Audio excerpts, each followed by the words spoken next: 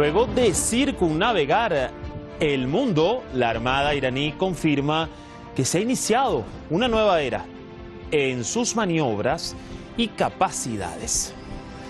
Sobrepasando las sanciones y amenazas de Washington, la flotilla número 86 de barcos de la nación persa logró, escuchen bien, su misión 360 grados y regresó a puerto iraní tras 8 meses en alta mar. De esta manera el país persa demuestra sus fortalezas para navegar y sobre todo para garantizar la seguridad de sus aguas, más allá del papel que se ha autoimpuesto Occidente en el intento de control e injerencia en aguas internacionales. Buena semana para todos, esto es Detrás de la Razón, les saluda Dani Pérez Díaz y así iniciamos.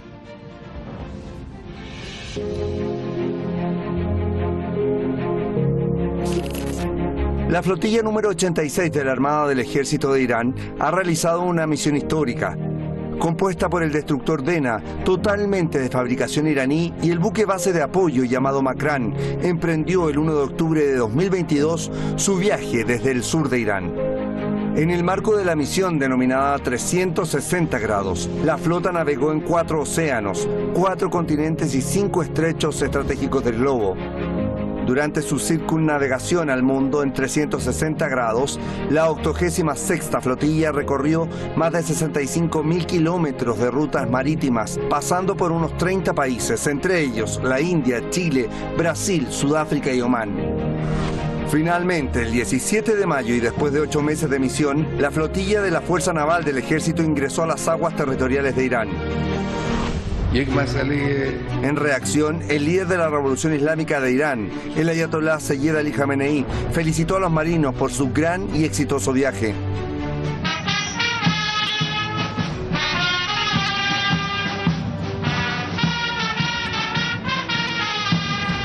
Durante la ceremonia oficial de bienvenida, el comandante de la Fuerza Naval del Ejército de Irán reiteró que la misión no solo demostró la destreza marítima del país, sino también el declive del orden mundial liberal, al estilo estadounidense.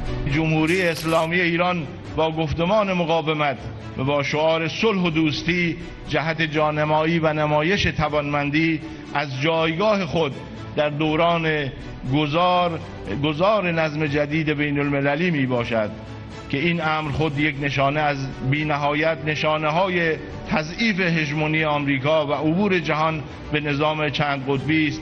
نیروی دریایی راهبردی ارتش جمهوری اسلامی ایران با حضور در دریاهای آزاد دنیا و دریانوردی بلند مدت در حقیقت عمق راهبردی و آینده نگری در قدرت دریایی توأم با حوزه نفوذ و هویت منطقه‌ای خود را تثبیت و گسترش داده است.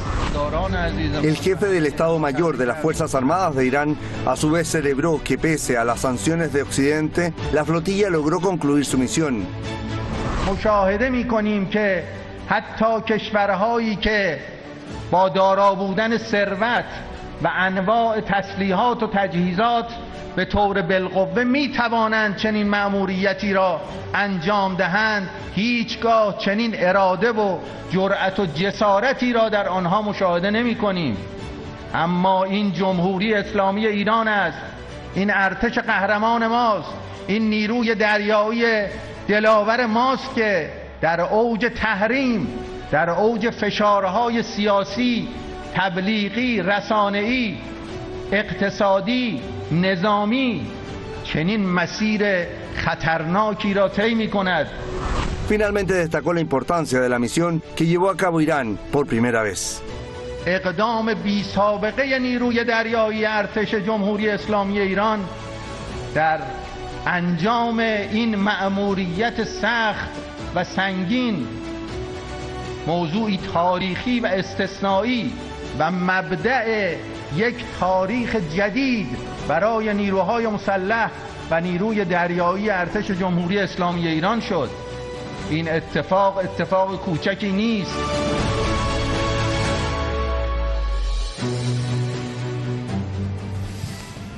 Allí teníamos entonces parte de lo que fue ese recibimiento de la flotilla número 86 en el gran puerto de Bandar Abbas y el recibimiento pues a los marineros iraníes por las autoridades y también por sus familias tras 8 meses en alta mar. Gracias al equipo de redacción y producción por el material. Nosotros vamos a presentar a nuestros analistas.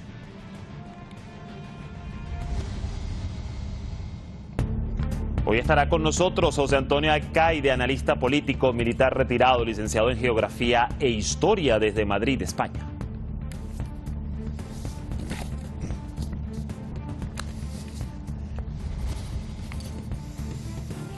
Y también nos estará acompañando Maximiliano Ezbarbio Zuna, analista internacional, periodista desde Buenos Aires, Argentina.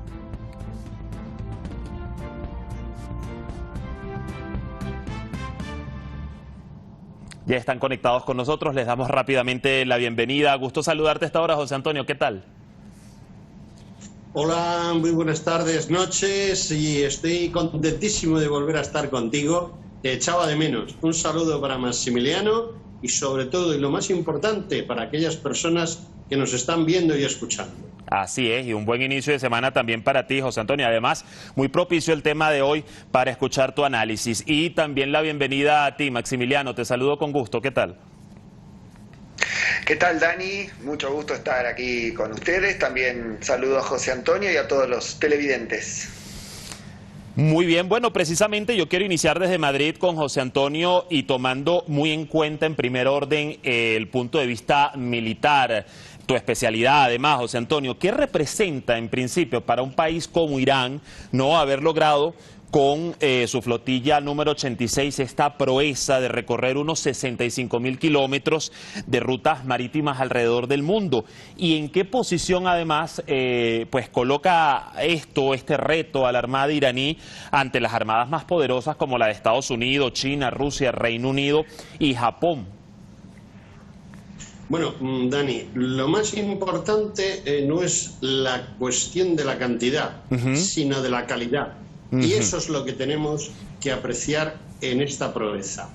Para una flotilla compuesta tan solo por 2 unidades y además compuesta por unas unidades que han sido fabricadas, sobre todo la, digamos, fragata, porque yo he estado viendo sus capacidades técnicas, la colocaría en ese escalón de fragata y teniendo en cuenta que ha sido fabricada en el propio Irán, demuestra muchas cosas. Primero, que Irán se ha tomado muy en serio lo de la fabricación propia. Eso es muy importante, porque hace que un país no tenga que depender en su defensa de terceros países. Eso es sumamente importante. Es muy importante que un producto de fabricación nacional, en este caso iraní, haya demostrado que es capaz de enfrentarse a un reto como el que ha hecho. Porque hacer 65.000 kilómetros, hacer esos 65.000 kilómetros en 8 meses, 200 y pico días, dando la vuelta al mundo. La mayoría de las personas desconocen los peligros marítimos. Es decir, están acostumbrados a ver en las películas un mar muy llanito, un mar muy bueno, en el cual la gente toma el sol y se divierte con un barquito o haciendo surf o estas cosas. No, eso no es el mar. Eso es el mar que utilizamos para divertirnos y entretenernos. Pero hay mares, hay porciones del mar, sobre todo en el Océano Pacífico, en el sur de África. O sea, hace muchísimos siglos, cuando empezó a circunnavegarse el mundo, lo primero que lo hicieron fueron los españoles. Era un signo muy importante llevar 3 pendientes, porque si llevabas 3 pendientes significaba que habías atravesado los 3 cabos más importantes del mundo, que son el de África, el de América y el de Australia. Eso significa que ha pasado por los 3 puntos más peligrosos desde el punto de vista de la navegación. Y si un barco es capaz de hacer de una sola tirada esos 65.000 kilómetros, sí, ha hecho escala, lógicamente, no tiene ninguna pega, pero no ha tenido que entrar en dique, no ha tenido que ser reparado, nada de eso. Lo único que puede decir es que mis parabienes para la industria armamentística de Irán, sobre todo para sus astilleros. Y, muy importante, esto demuestra que un país como Irán puede llamarle de tú a tú en determinados momentos a otros que sí tienen muchos barcos, pero quizá no los tienen ni tan buenos ni con tan buena tripulación, porque lo importante es que la tripulación, los hombres que llevan ese barco, estén convencidos de que lo que están haciendo es lo justo y lo necesario. E incluso me atrevo a agregar en ese sentido también, José Antonio, el fin, ¿no?, de lo que demuestran la utilización de un poderío como este naval, en este caso el fin final, el objetivo final para el cual serán utilizados o reconocidos. Ya voy a continuar contigo, interesante esta explicación además para comprender un poco más el impacto que tiene una flotilla de estas, andar en alta mar y recorrer buena parte del mundo, circunnavegar, mejor dicho. Voy contigo ahora, Maximiliano, y bueno, indudablemente pudiéramos decir que la Marina puede considerarse como uno de los factores más importantes del poderío militar de cualquier país. Pero en primer orden, no estando sancionado por Occidente e incluso corriendo el riesgo de ser interceptado, detenido en algún punto del globo, bajo la excusa de esas sanciones, ¿cómo se le reconoce a la República Islámica que sea posible ese nivel de desarrollo, ¿no?, en su armada, así como por ejemplo lo ha tenido también, y lo hemos analizado acá, la producción de drones? Claro, es cierto, porque siempre existe el peligro de que alguno de los buques haya sido detenido en aguas de algún país. Puede ser quizás en Argentina. Recordemos que el año pasado un avión venezolano con tripulantes iraníes y un avión, ese mismo avión fabricado también en Irán, ha sido detenido durante meses por la justicia argentina por orden del Poder Judicial, porque lo relacionan a Irán con el atentado a la Mutual Judía AMIA en Buenos Aires en el año 94. Entonces todo lo que tenga relación con Irán en Argentina siempre está viciado de sospecha para la justicia argentina, algo totalmente injusto, porque en realidad el pedido de detención de ese avión fue hecho por la justicia norteamericana. Es decir que gran parte de la justicia argentina depende de las decisiones de la justicia norteamericana. Los buques iraníes pasaron por aguas chilenas, argentinas, para luego llegar a Brasil sin ningún problema. También se está demostrando que Irán tocó, no solamente pasó por aguas quizás se podrían haber sido peligrosas, sino también tocó puertos seguros, como por ejemplo el de San Pablo, Brasil, un puerto en India, también pasó por Sudáfrica, o sea, países que pertenecen al bloque de los BRICS, con el cual ha incrementado su comercio y su alianza política. Entonces, no es casual que encuentre un respaldo de esos países cada vez mayor, con miras a, en la cumbre de noviembre, formar parte de este bloque de BRICS. Irán se podría unir tranquilamente, ya lo solicitó formalmente tanto a Rusia como a China, y bueno, esto demuestra también, como decías, no solamente el poder naval, sino el poder de fabricación de drones, que es algo que para Occidente preocupa. Por eso acusan a Irán de apoyar a Rusia con la venta de drones para la guerra de Ucrania, principalmente para demonizar a Irán, y en el Tratado de No Proliferación Nuclear que ha firmado Estados Unidos con Irán, que Donald Trump se ha retirado, siempre Estados Unidos tiene la intención de volver, pero con el agregado de que a Irán se le prohíban misiles de largo alcance, y es posible que también intenten limitar la fabricación de drones. Es algo que creo que en este momento es imposible, porque no se puede detener la fabricación de drones, porque Irán tiene la tecnología para hacerlo. Así que esto ha sido un gran paso para el poder militar iraní, tanto marítimo como los drones. Sí, también. Fíjense que hablando precisamente de estos puntos por los cuales estos barcos, estos buques navegaron, José Antonio, vamos a recordar que en plena travesía de la flotilla 86, integrada por los buques de guerra Macrán y Dena, al momento previo de atracar en Brasil específicamente, hubo presión del gobierno de Estados Unidos al presidente Lula para que, bueno, no se permitiera su estancia en el puerto de Río. Finalmente, bueno, las embarcaciones recibieron la aprobación de la Marina brasileña. Caso similar, y traigo a colación para el análisis, ocurrió con un buque iraní que envió ayuda a Venezuela con barriles de crudo durante la administración de Trump en Washington, y esas amenazas que se enviaron justamente en ese momento sobre la posibilidad de detención de dicho buque en aguas del Caribe. Pero revisando estos casos y viendo cómo Irán lo logró sobrepasar ante todos estos obstáculos, ¿qué se evidencia en esa balanza de poder hoy que aún Estados Unidos quiere dominar? Bueno, Estados Unidos está empeñado en que es una especie de jefe del mundo, ejerce de árbitro, ejerce de decisorio de lo que pueden hacer los demás, y la verdad es que eso quizá fuese verdad hace 20 o quizás 30 años, quizás, no digo que lo fuese, sino que quizás, pero hoy en día esa situación ha cambiado mucho. Estados Unidos ya no tiene la potencialidad militar que tenía en ese momento. Sus fuerzas armadas están muy debilitadas, básicamente porque los norteamericanos ya no se ofrecen voluntarios para ir a ese ejército. Los Estados Unidos ya no tienen las posibilidades económicas que tenían, a pesar de que la guerra de Ucrania es un gran negocio.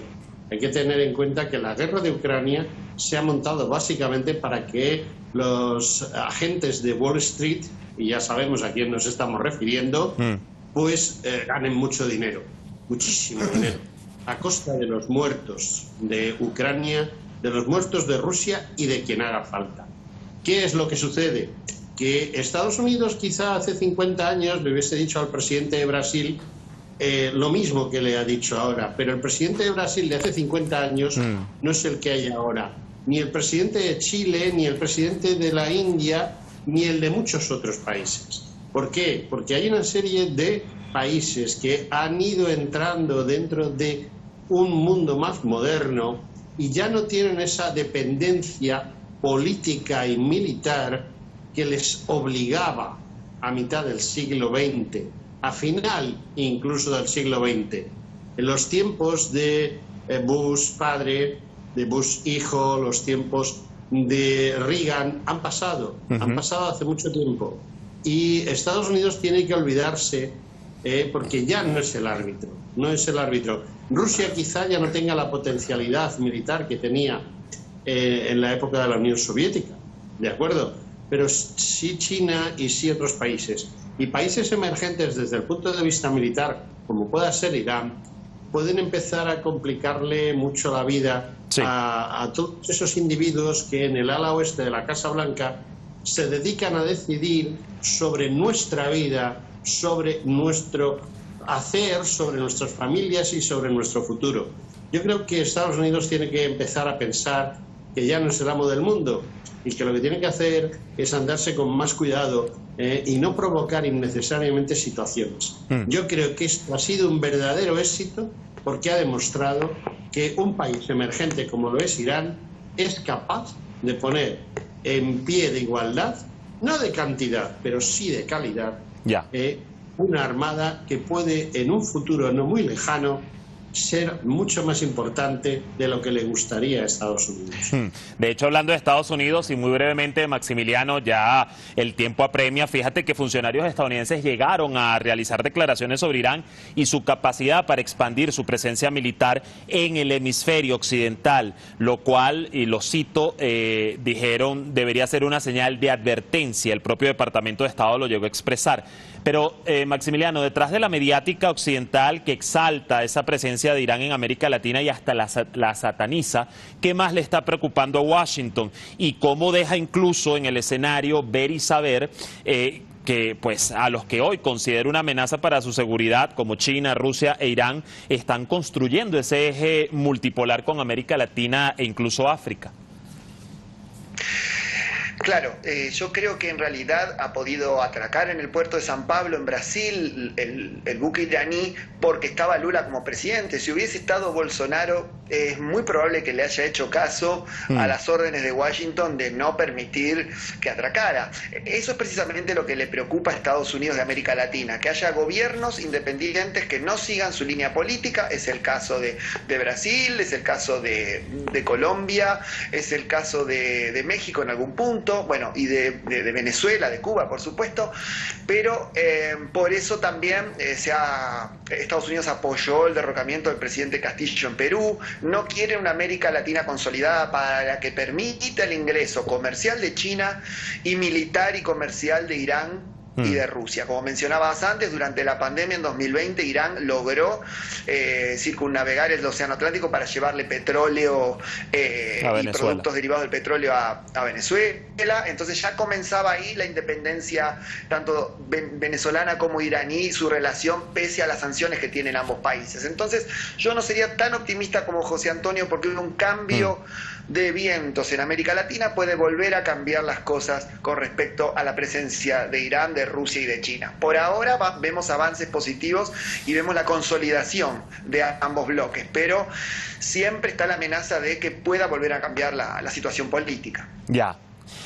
José Antonio, ya para las reflexiones finales en ese juego, ¿no?, de la dominación global, ¿qué pasos podemos ir observando en esa hoja de ruta de Estados Unidos, particularmente para con Irán, tomando en cuenta estas potencialidades en su armada y además el grado de cooperación que la República Islámica alcanza cada vez más en Asia Occidental y, para muestra un botón, Arabia Saudí? Ha cambiado. Realmente Maximiliano tiene razón en que no podemos olvidarnos de que el eje del mal, y cuando me refiero al eje del mal me refiero a Wall Street y los que están asociados a ellos, pues van a hacer lo imposible para evitar que países como Irán salgan hacia adelante. Ahora, vamos a ver, la cosa está cambiando mucho. Por ejemplo, el ejemplo que tú has dado de Arabia Saudí y de otros países que, si bien hace 10, 15, 20 años eran totalmente opuestos a Irán, ahora mismo no lo son. ¿Por qué? Porque se está imponiendo la razón. Se está imponiendo un futuro en el cual no siempre la gente que depende de Israel sea la que dirige y decide qué es lo que se va a hacer o dejar de hacer. Yo sí soy optimista porque estoy viendo que la hoja de ruta que tiene Estados Unidos cambiando cada vez más, sobre todo cuando trata de imponerse a países como Irán. ¿Qué es lo que va a suceder? No lo sé, pero indiscutiblemente Estados Unidos va a seguir poniendo trampas como el tema de los misiles, tema de las armas nucleares, el tema de la composición y la logística del ejército iraní y de otros países como Rusia, por ejemplo. Pero ¿tiene capacidad para hacerlo? Yo personalmente creo que no. Y salvo que pase algo verdaderamente extraño, yo creo que esto va a cambiar en los próximos años para bien. Y cuando digo para bien, es para evitar lo que hemos tenido hasta ahora. Claro. Allí vamos a ir viendo el panorama poco a poco, José Antonio. Les quiero agradecer a ambos, a ti y a Maximiliano, por el análisis de hoy, y seguimos el pulso de los acontecimientos. Que estén muy bien. Hasta la próxima. Hasta la próxima. Gracias y hasta luego. Gracias a ustedes. Allí el panorama de la voz de nuestros expertos. De esta manera, las autoridades militares iraníes pusieron de relieve que, con el permiso del líder de Irán, la Fuerza Naval de la República Islámica, por primera vez en la historia del país, al utilizar conocimiento moderno, además de garantizar la seguridad marítima, transmitió el mensaje de paz y amistad al mundo. Cerramos este tema por hoy. Mañana vamos con más análisis. La cumbre del G7 que evidencia los objetivos de mayor tensión con China y Rusia. Buena jornada, les esperamos mañana.